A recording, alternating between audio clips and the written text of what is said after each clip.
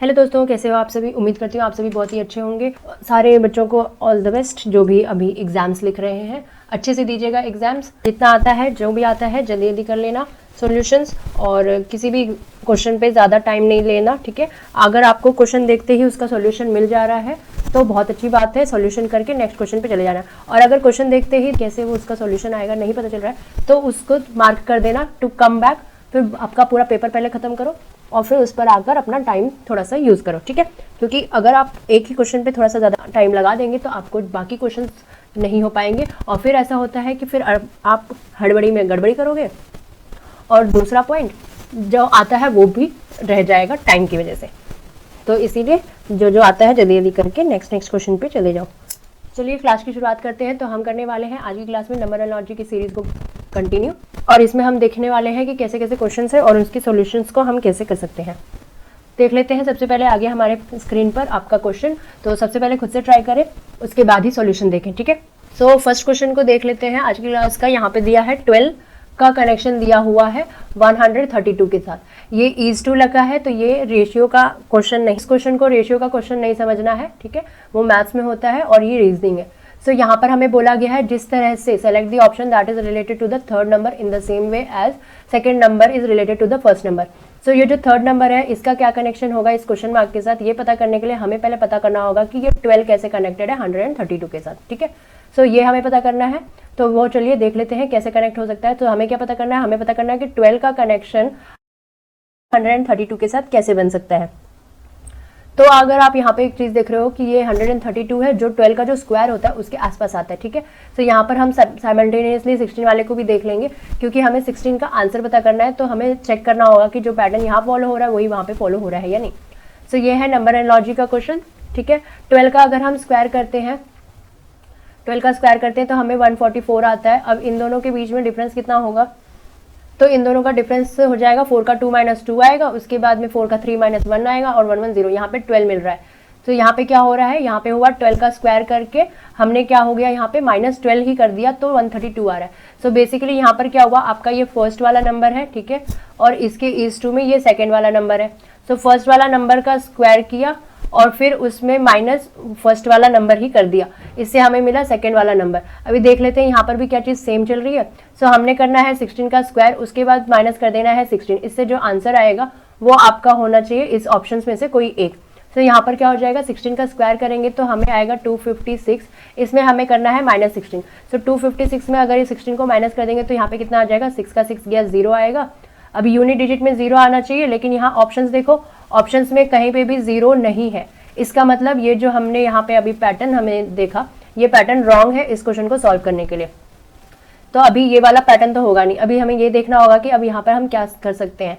सो अभी सोचो 12 का स्क्वायर करके तो ये आंसर नहीं आ रहा है, तो कुछ और होगा, लेकिन कनेक्शन ऐसा ही कुछ बनेगा। तो अब यहाँ पे और क्या हो सकता है, देखा कि 12 का 12 टाइम्स मल्टीप्लाई करने से हमारा आंसर या पैटर्न जो भी फॉलो हो रहा था वो रॉन्ग आ रहा था। तो अब हम क्या कर सकते हैं, 12 को हम कर देंगे 11 से मल्टीप्लाई। 12 का 12 टाइम्स नहीं जा रहा है, आगे बढ़ नहीं सकते हैं, तो हम पीछे ही आ जाते हैं। सो 12 का हम करेंगे 11 टाइम्स मल्टीप्लाई। सो ये हो जाएगा 12 का 1 टाइम्स 12, 2 आया, 1 कैरी गया, फिर से 12 का 1 टाइम्स 12, 12 में 1 कैरी 13। सो इससे हमें क्या पता चला, यहाँ पे 132 हो रहा है, और यही तो है यहाँ पर हमारे पास जो सेकेंड वाला नंबर है वो भी 132 ही है।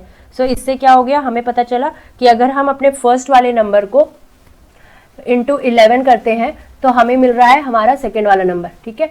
इस तरह से यहाँ पर फॉर्मूला या इस तरह से यहाँ पर पैटर्न हमें पता चल रहा है। अभी हमें क्या करना है, हमें यहाँ पर भी वही चीज करनी है, 16 को हमें कर देना है इंटू 11, इससे हमें हमारा आंसर मिल जाएगा।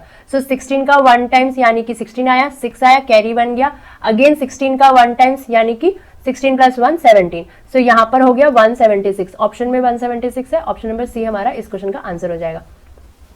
तो इस तरह से हमने क्या देखा, हमने किया 12 का डबल यानी कि 12 का स्क्वायर, तो हमें हमारा आंसर नहीं मिला, है ना।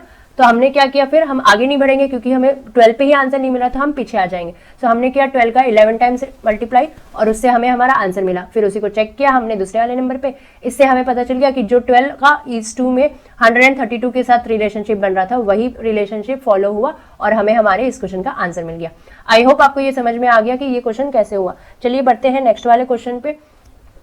सो इस क्वेश्चन में हमें बताना है कि ये क्वेश्चन मार्क का कनेक्शन 210 के साथ कैसे है, और इसको पता करने के लिए हमें पहले पता करना होगा कि ये 8 का 72 के साथ क्या रिलेशनशिप है, और फिर उसकी हमें चेकिंग करनी होगी 10 का 110 के रिलेशनशिप के साथ में, और इन दोनों पे जो same formula same pattern follow होगा तो वही इस वाले पे भी आसानी से फॉलो हो जाएगा।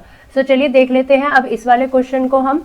सो यहाँ पर हो रहा है, यहाँ पे हमें दिया है 8 का कनेक्शन 72 के साथ में, ठीक है, और इसी तरह से हमें एक और चीज चेक करनी है, क्या 10 का कनेक्शन या रिलेशनशिप 110 के साथ में। अब यहाँ पे हम 10 और 110 को देखेंगे तो एक चीज हमें यहाँ पर अच्छे से दिख रही है कि अगर आप 10 का स्क्वायर करते हैं तो आपको मिलेगा 100, और इसी 100 में फिर आप यही वाला 10 को प्लस कर देंगे तो आपको मिल जाएगा 110। अब इस फॉर्मूला को यहाँ चेक करेंगे तो हमने क्या करना है, पहले हमने करना है 8 का स्क्वायर, 8 का स्क्वायर करेंगे तो हमें मिलेगा 64। अब इसी 64 में हमने कर देना है 8 को प्लस, जो पहला आपका नंबर है उसी को प्लस करना है। यहाँ पे 10 प्लस हुआ है तो यहाँ पर क्या करेंगे, 8 को प्लस करेंगे। 64 में 8 को प्लस करेंगे तो यहाँ कितना आ जाएगा, 8 4 12, ये 2 आया, 1 कैरी, और 6 का 1 7। सो इस तरह से हमें मिला 72।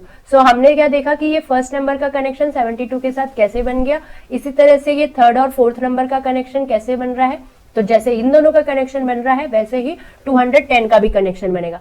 अब यहाँ पर क्या हो रहा है, 210 के लिए अब हमें क्या करना है, हमें जो करना था अपने फर्स्ट नंबर का स्क्वायर करके उसमें फर्स्ट नंबर को ऐड करना था, इससे हमें सेकंड नंबर मिलता, ठीक है। लेकिन अभी क्या है, हमारे पास फर्स्ट नंबर नहीं दिया, हमें दिया है सेकंड वाला नंबर। तो अब हम क्या करेंगे, हमारा सेकंड नंबर क्या है 210।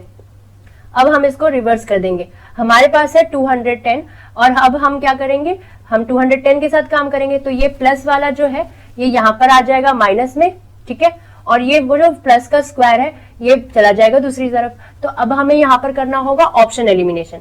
तो यहाँ पर है 16, तो 210 को अगर हम 16 माइनस करते हैं, क्योंकि यहाँ पर प्लस करना है तो अभी हम माइनस कर देंगे। तो 210 में 16 को माइनस करेंगे, 10 का 10 तो चला गया, 200 बचा, 200 में से 6 जाएगा तो यहाँ पर बचेगा 194। अब 194, अब ये 194 किसी का स्क्वायर होता है क्या, नहीं होता है, तो यहाँ पर क्या होगा 16 वो आंसर नहीं होगा। तो अभी क्या होगा, अब हम करेंगे सेकंड वाले ऑप्शन को। तो 16 तो वो आंसर हुआ नहीं, अब हम देखेंगे सेकंड वाला ऑप्शन, यानी कि इसमें माइनस करेंगे 14।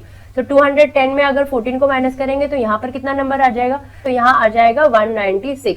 अब 196 का अंडर रूट करोगे तो आपको क्या आंसर आएगा, सो 196 किसका स्क्वायर होता है, सो वो होता है 14 का ही स्क्वायर। सो इससे हमें क्या पता चला, हमारा जो ये फॉर्मूला आया था यहाँ पर हम पुट कर देंगे। अब इसको देखो सही सही बैठ रहा है कि नहीं, 14 का स्क्वायर करके हम 14 को ही प्लस करेंगे, यहाँ पर ये बैठ रहा है ना करेक्ट, ये हमने किया -14 तो ये यहाँ पर हो गया +14, और ये आया 14 का स्क्वायर 196 और ये हो गया 14 का स्क्वायर। सो इस तरह से हमने देखा कि यहाँ पर जो फॉर्मूला है उसके बेसिस पे 14 ही सही जा रहा है, 14 का ही स्क्वायर हुआ है और 14 को ही हमें प्लस करना है। तो इस तरह से हमें मिल गया हमारे इस क्वेश्चन का आंसर, और वो क्या है, ऑप्शन नंबर बी 14। समझ में आया दोस्तों। तो जो फॉर्मूला हमें यहाँ पर मिला वो इस तरह से था प्लस में, पर अगर हमारे पास फर्स्ट वाला नंबर नहीं है, हमें सेकंड नंबर दिया है तो हम इसका रिवर्स कर देंगे। सो स्क्वायर का बन जाएगा अंडर रूट और प्लस का हो जाएगा माइनस। सो इस तरह से आपको भी रिवर्स करना होगा और उस हिसाब से फिर सॉल्यूशन कंप्लीट करना होगा। चलिए बढ़ते हैं नेक्स्ट वाले क्वेश्चन की तरफ। सो इस क्वेश्चन में हमें पता करना है क्वेश्चन मार्क की जगह पे वो कौन सी वैल्यू आएगी जो ऑप्शंस में अवेलेबल है, और वो पता करने के लिए हमें पहले पता करना होगा कि ये 33 और 236 का क्या कनेक्शन हो सकता है आपस में। सो पहले लिख लेंगे यहाँ पर क्वेश्चन को, और आप जल्दी जल्दी से खुद से सॉल्व करें, ठीक है, जल्दी जल्दी करनी है लेकिन जल्दबाजी नहीं करनी है, क्योंकि वो होता है ना, मुहावरा तो सुना ही होगा, हड़बड़ी में हो गई गड़बड़ी। तो ये 33 का कनेक्शन 236 के साथ कैसे बनेगा ये अभी हमें यहाँ पर पता करना है। अगर आप इन नंबरों को अच्छे से देख रहे हो, आपने बहुत सारी प्रैक्टिस की है, तो आपको ये वाला ऐसे समझ में आ जाएगा। क्योंकि हम नंबर एनालॉजी कर रहे हैं तो हम यहाँ पर क्या चीज कर सकते हैं जो हम सेट एनालॉजी में नहीं कर सकते, वो ये कि हम अपने डिजिट्स को अलग अलग कर सकते हैं। सो यहाँ पर क्या हो रहा है, ये 6 + 3 9 + 2 11। सो इसका सम जब हम करेंगे तो वो 11 आएगा, और 11 को 33 बनाने के लिए बहुत ईजी है, इंटू 3 कर दिया 33 आ गया। सो इस तरह से हमने देखा कि अगर आप अपने जो फर्स्ट वाला नंबर है उसके डिजिट्स को प्लस कर देते हो, यानी कि डिजिट्स का सम कर देते हो, तो आपको एक नंबर आएगा, और उस नंबर को अगर आप इंटू 3 करते हो तो आपको आपका सेकेंड वाला नंबर मिल जाएगा, ठीक है। सो समझ में आया यहाँ पर क्या हुआ। अब इस फॉर्मूला को यहाँ चेक करेंगे तो हमें दिया है 325 और इसका कनेक्शन है क्वेश्चन मार्क के साथ। सो क्वेश्चन मार्क की वैल्यू पे क्या आएगी, तो हमें क्या करना है, यहाँ पर सिंपल सा करना है कि इसके जो डिजिट्स है उनको आपस में जोड़ देना है। सो ये कितना हो जाएगा, 5 2 7 और 7 3 10। सो यहाँ पर आ रहा है 10 और 10 का हमने कर देना है इंटू 3, जैसे यहाँ पर इंटू 3 वैसे यहाँ पे भी हमें इंटू 3 करना है। 10 3 जा 30। सो इस तरह से हमारा आंसर क्या हो गया, 30। कहाँ पर है, ऑप्शन नंबर डी। सो देखा दोस्तों, कभी कभी क्वेश्चन बहुत ही इजी आते हैं और वो बहुत जल्दी हो जाएंगे और उस वजह से आपका काफी अच्छा टाइम बच जाएगा।